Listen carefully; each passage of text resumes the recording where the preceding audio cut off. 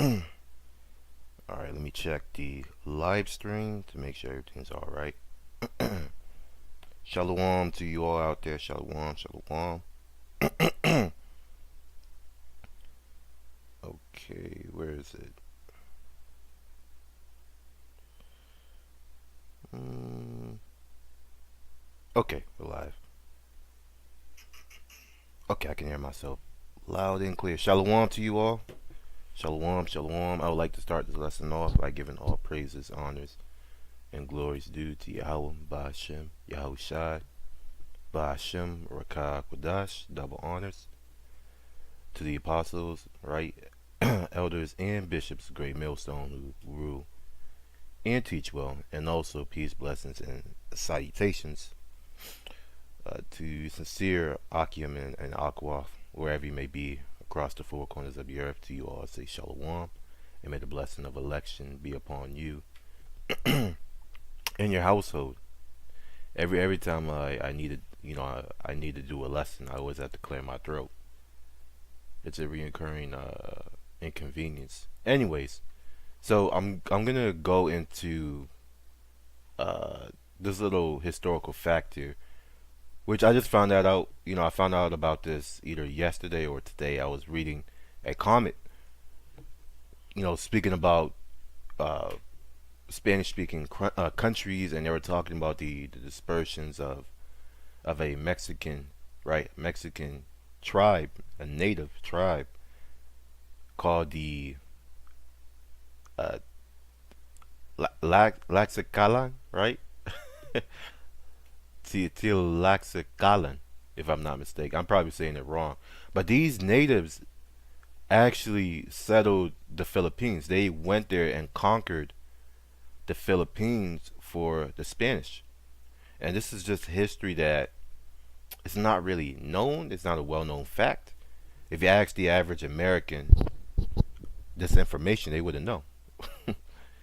As going in with other things that Americans don't know. They're really the most ignorant country, or let me say they're the most ignorant citizens that exist. Okay, so it says here, Spanish brought Mexicans to the Philippines. I'm actually gonna go to the Quora because somebody asked this question. It says here, TLDR only slightly, but yes, Tlaxcalan soldiers, a group of Mexican natives, were a sizable chunk of the original soldiers. Sizable meaning a a huge number that invaded the Philippines under Spanish command. Throughout the 300 years of colonial rule by Spain and Mexico, the now of Manila, a trade route, ran regularly, bringing people and goods throughout the empire's east-west axis. The axis included Manila, Acapulco, Mexico City, right? You realize they said bringing people and goods, so they also had slaves going back and forth. Veracruz, often Havana, Cuba, and Spain. This combined with a lack of rules, right, of intermarriage and no immigration control. It's the same empire after all, means that there is definitely Mexican, both Spanish and native DNA in the Philippines, and Philippine DNA in some Mexicans. Alright? Although, given the respective size of the country, the Mexican DNA impact will probably be more noticeable in the Philippines. So, just before I get deeper into the lesson, this is going to be a quick little historical, lesson. But the Philippines, or let me say the Filipinos, they're actually Japhetic. They are not Moabites or Ammonites. They look like that. They have that look, right? But when you go into the culture and the language that they speak, it's totally different from the I believe it's called the Altaic language family, which comprises of Japanese and Korean, right? So you have those language families: Chinese, Japanese, Korean. That is all under the Altaic language family, but with the Philippines, it's totally different. I think they speak Austronesian or somewhere along those lines. In fact, I can look it up. Tagalong, belongs to which language family? Okay. Austronesian language family. So I was correct. See, right? Being Malayo-Polynesian, meaning that these people are Japhites, is related to other Austronesian languages such as Malagasy, Javanese, the people of Javan, right? Japhites, Indonesian, Malay, Tetum of Timor, and Yamai of Taiwan. So the Japhites are mingled amongst the Moabites, going into the Taiwanese people. Okay, so there you go. They're part of what is called the Austronesian language family, and these are the languages for the Japhites. Now you also have Japhites in Europe, which I'll probably do a lesson on that later on. But if you go into the to those indigenous people that live in Europe, okay, their whole language structure is totally different from the I guess you could say the Indo-European language family. So here you go. It says they call them the Asianers. You have Thailand, Laos, right? Malaysia, Brunei, Indonesia, Singapore, uh, Philippines, Timor, Burmese or Burm, right? And you also have Vietnamese and Cambodian. So all of these people, right? They're all a part of that Japhite mixed in with Moabite culture, right? The Vietnamese and the Cambodians, which you have a good portion of Israelites among them. But for the most part, these people, they're actually Japhites. Okay? So let's continue to read it on. It says, other than that, we do share a Spanish origin. This is an Israelite, David Martinez. Okay, and if you know about the Latin tribes, they're always bigging up, having a Spanish origin because they feel like being from Europe or being from so-called white people is like an honorable thing. And they look down on their native ancestors and call them, savages and whatnot. And an actual so-called Mexican told me that, he sent me a comment. He was like, yeah, I thank the Spaniards for coming and colonizing my ancestors because they were acting like a bunch of savages, which is true to a certain degree. But yo, your people were more than just savages. They were holy people, even though they went off from time to time. But they had an aura about them. They were separate. They were holy. They were separated from the nations, and to just call your forefathers barbaric and savage is just it's crazy. Anyways, that goes into the self hate. It says other than that, we do share a Spanish origin. So some foods are surprisingly similar, but their native fruit is Asian, while Mexico's is Native American, in that we are pretty different. However, we are less like each other than each of us is like Spain, and there was very little contact ever since Mexican independence in 1810, since the Mexican viceroy was also Captain General of the Philippines, which were governed from Mexico City. No viceroy thanks to independence, and no interest within Mexico in liberating the Philippines. Too far, hard enough to free Latin America. No more continued contact. The Spanish-American War and overall switch to English rather than Spanish in the Philippines. As a Filipino friend told me once, old money speaks Spanish and new money speaks English. Because they want that dinero, that peso, mucho dinero if you speak English.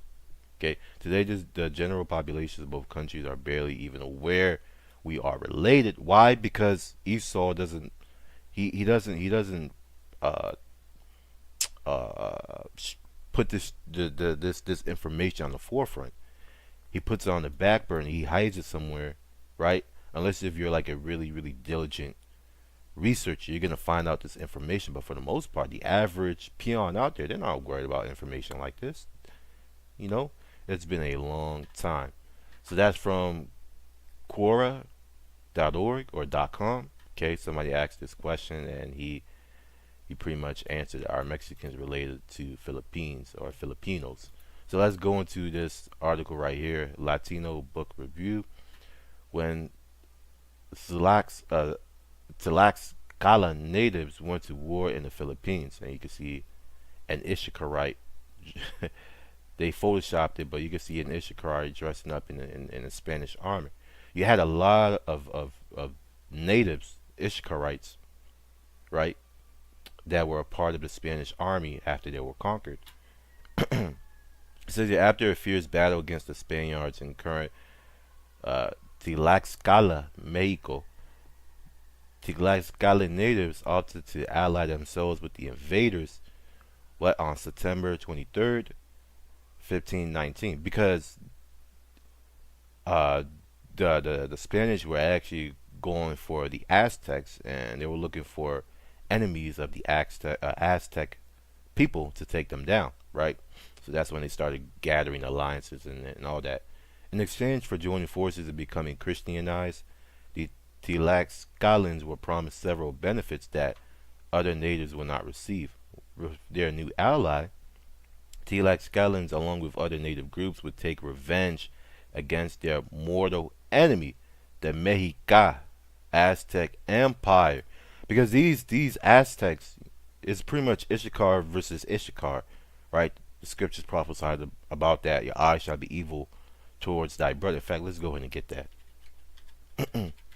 What you have to understand is that these Aztecs were very degenerative and sinister towards their fellow brothers, man. So when the Spaniards came, it was like it was like, you know, an angel sending a deliverer, like the Most High sending a deliverer to come and free you from that oppression. So our people didn't hesitate to side with the oppressors. Okay.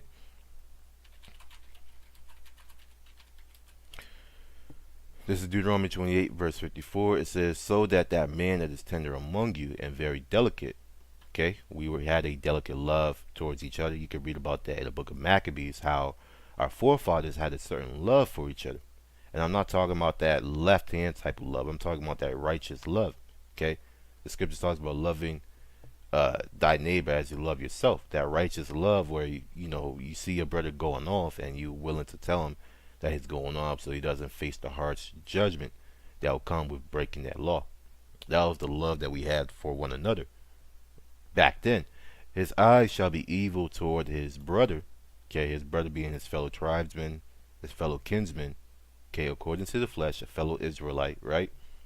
But in this case, it's talking about Issachar versus Issachar, Mexican on Mexican crime, and toward the wife of his bosom, toward his woman of his children, and toward the remnant of his children which he shall leave. So this is going in really into the future. But this curse of having an evil eye towards our brothers has always been there. If you look at the Dark Ages, right, and all the battles that were being fought, majority of it was what? Israelites versus Israelites. We were just killing each other, all for ill-gotten gain. Okay, that's what Israel was doing.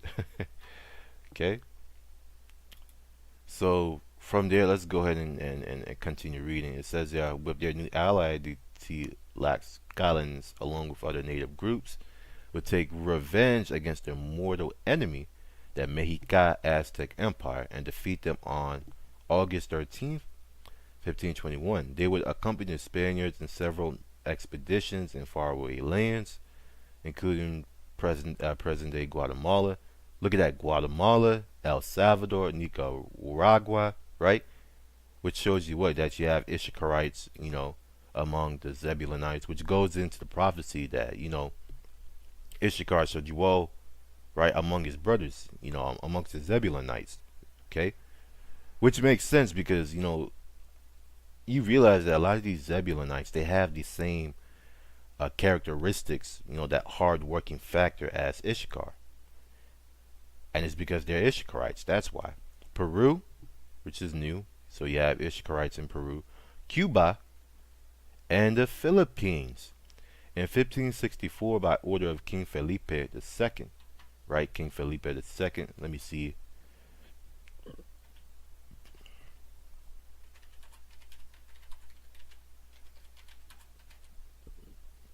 King Philip II of Spain.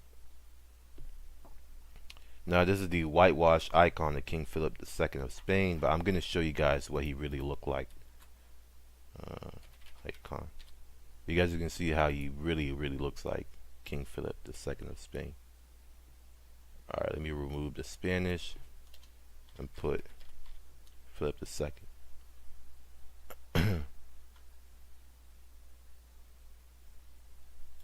Let's remove 1564. King Philip II of Spain.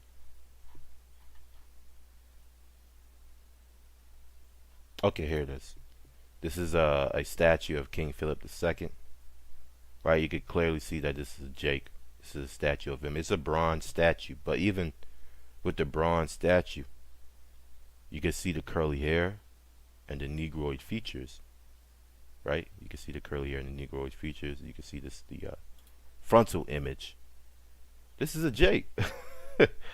Clearly a Jake. You can clearly see that he's a Jake, right?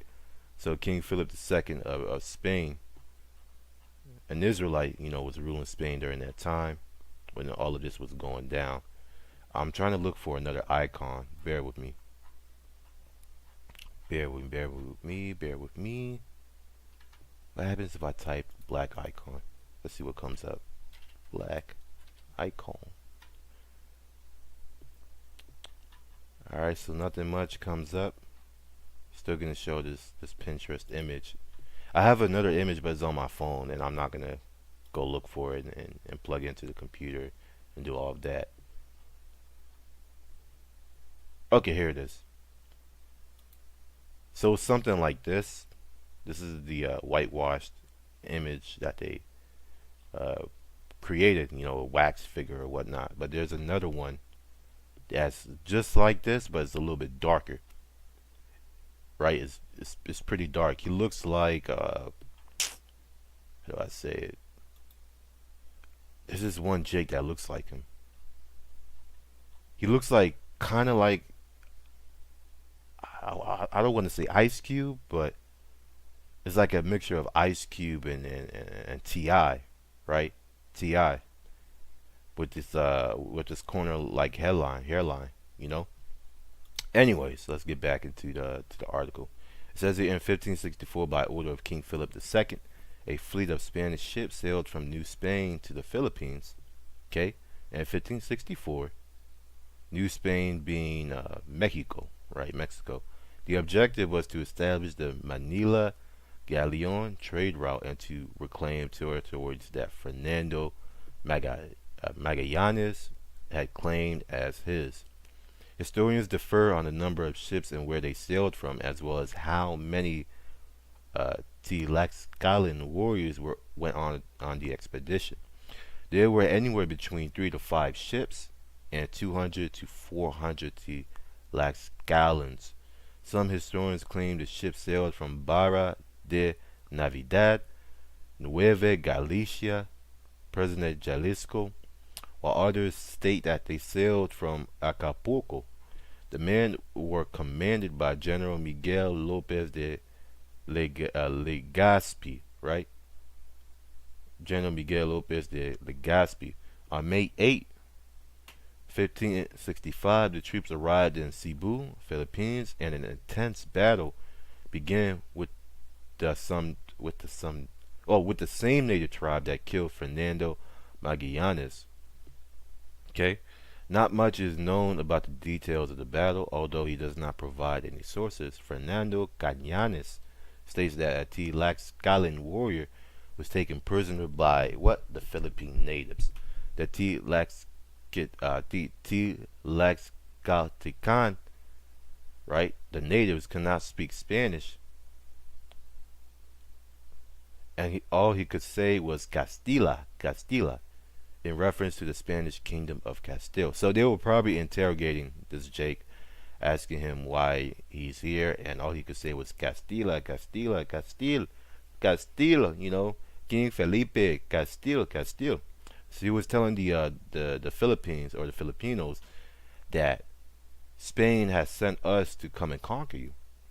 Because these Filipinos, they looked at him like, this is a native dude. What are you doing here? You don't look like the average Spaniard. It says here, Legazpi is said to have negotiated the natives' release. In 1571, Miguel Lopez de Legazpi would establish Manila, and it was later made capital of the Philippines. The country was named, or the country would keep its honor, or keep its name in honor of King Felipe, or King Philip II, in honor of King Felipe II. And we all know how he looks like. I showed you guys the bronze statue. I wish I had the exact icon. Okay, I wish I had it. Oh, it's on my phone, and YouTube, or not YouTube, but Google is not bringing up the search results. So I'm not gonna spend too much time on that. I'll probably use his image as the thumbnail for this lesson, Lord willing. In 1624, a Spanish veteran corroborated that there were native soldiers in his campaign in the Philippines, as he requested a pension from the Spanish crown. In 1630, the Cabildo, local council of Tlaxcala, exercised their privileges to address the king and complained that they had received many grievances from native officers that were sent to the Philippines and Havana. Okay, they protested the treatment of the Spanish officers towards native soldiers. So these officers, the Spanish officers, were treating the native soldiers like shit. Why? Because it was majority of them were Edomites. You had some Jakes, right, from the southern kingdom, Judah, Benjamin, and Levi.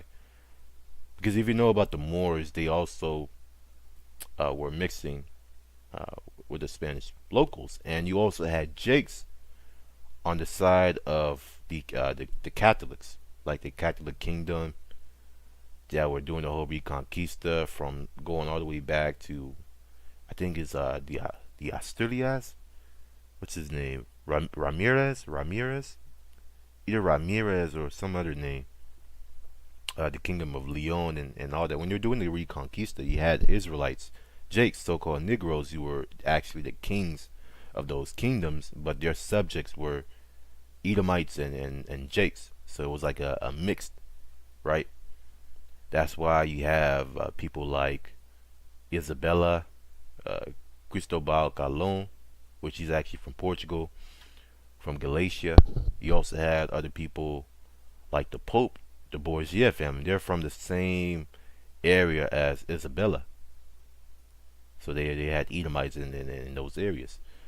The Cabildo did not complain about the practice of the crown recruiting Tlaxcaltecan soldiers and sending them abroad. The Philippine Islands were managed from Mexico City by Jake Issachar by way of the Acapulco port. It was not until Mexico's independence in 1821 that the Philippines were managed from Madrid, Spain. Okay, so they gave over, the management to Spain, Hispania. It is believed that some of the Tlaxcalans, along with mestizos and Spaniards, settled in the Philippines. Many words in Nahuatl were adopted by natives of the Philippines, such as ato, camote, tama, tinguas, tocayo, jicara, and mecata, and metata, and others.